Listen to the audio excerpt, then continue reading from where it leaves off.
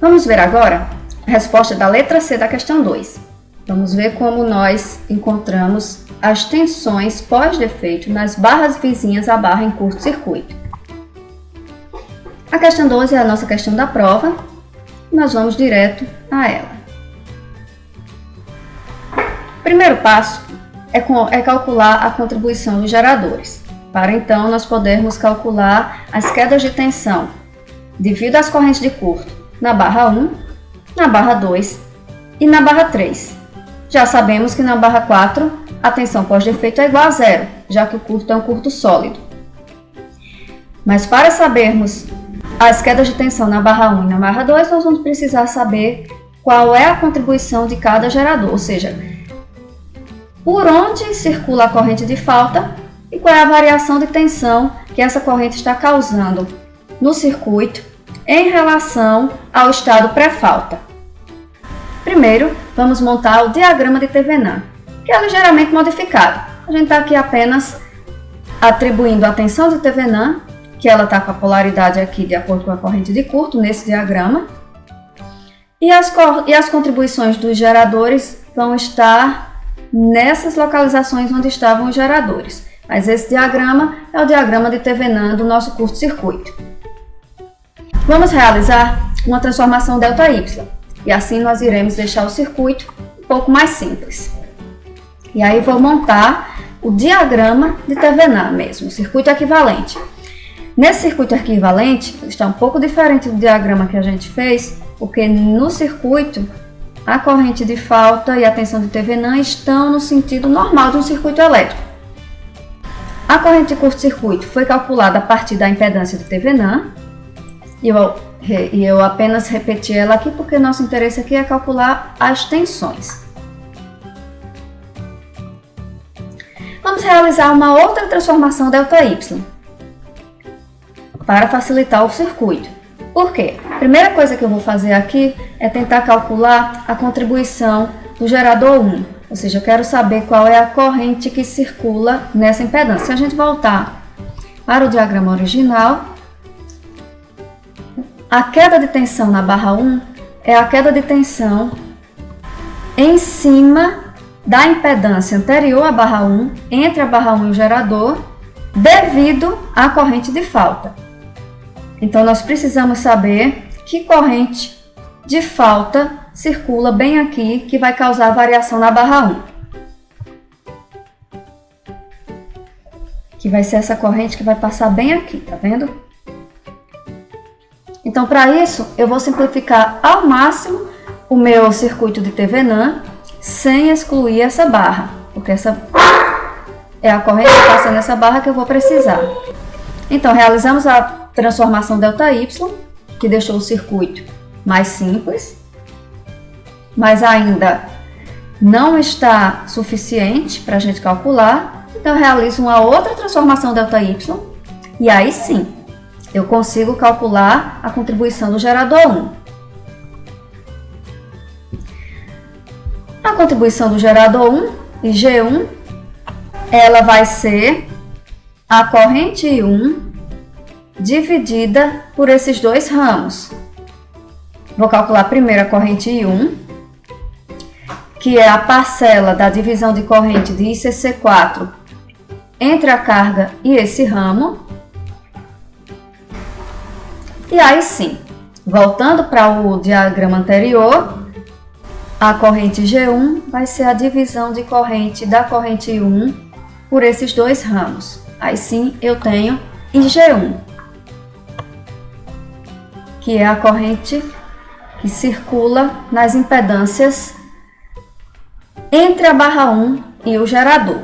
Essa corrente é a corrente de falta. Agora a minha intenção é calcular a contribuição do gerador 2. Ou seja, eu quero saber quem é IG2. Para isso, eu vou realizar uma outra transformação ΔY, que vai simplificar o circuito.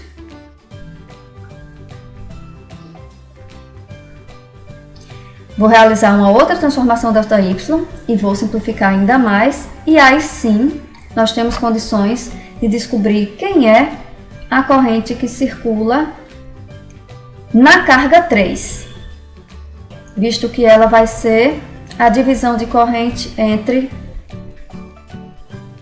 este ramo e este. Então, é a divisão da corrente I1 por este ramo e este. E aí eu encontrei IZ3. Tendo IZ3, eu retornei ao diagrama anterior. Eu já conhecia IZ4, já tinha calculado IG1, calculei IG3 e então IG2 será a soma das correntes no nó de terra.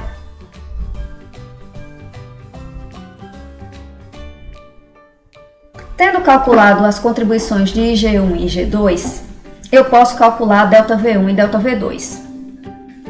Por que não partir para calcular ΔV3 logo? Porque está mais complicado da gente encontrar a corrente 2,3 nesses diagramas. Para calcular ΔV3, a gente vai ter que saber qual é a variação na barra 2, verificar quem é a queda de tensão em cima da impedância da linha 2,3, para então saber quem é a queda de tensão na barra 3. Só que está complicado nesse diagrama ainda da gente conhecer a corrente aqui em cima. Então a gente vai calcular as variações de tensão na barra 1 e 2 e calcular as tensões 1 e 2 pós-defeito. ΔV1 vai ser, como eu falei, a variação de tensão em cima da impedância anterior à falta, ou seja, 0 menos ΔV1 vai ser igual a J15, que é a impedância desse trecho, vezes IG1. Logo, encontro ΔV1. ΔV2 é 0 menos ΔV2. ΔV2 é a variação de tensão nessa barra, então a tensão em cima dessa impedância é a diferença de potencial entre este ponto e este. A tensão em cima dessa impedância é a corrente que multiplica a impedância. E aí calculamos ΔV2. V1 pós e V2 pós é V1 pré mais ΔV1. E V2 pós é V2 pré mais ΔV2. Foi dito no início do exercício que as tensões pré-faltas são todas iguais a 1 PU. Então, encontramos a tensão na barra 1, na barra 2 e na barra 4 pós-falta. Para encontrar a tensão na barra 3, nós vamos verificar o seguinte. A corrente de curto, essa aqui em vermelho, é a soma de todas as correntes do circuito. Então, para a barra 4, a lei de Kirchhoff das correntes vai nos dar a seguinte equação. A corrente CC4 vai ser a soma da corrente de 1 para 4, de 3 para 4 e IZ4, que é a carga da barra 4. Outra observação que nós vamos fazer é que a corrente que circula na linha 3,4, ela é a diferença de potencial em cima da linha dividido pela impedância da linha. Então, já que a gente conhece a impedância da linha, conhece a tensão na barra 4, que é 0, com essa equação, nós vamos conseguir calcular diretamente o V3 pós, sem precisar calcular o ΔV3. Mas para isso, nós já temos o valor de IZ4 e CC4, nós precisamos calcular I14 e I34.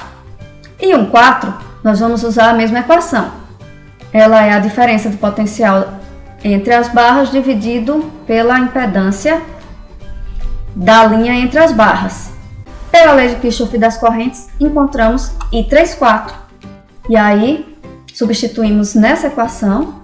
I34 é igual a V3 pós menos V4 pós sobre Z34.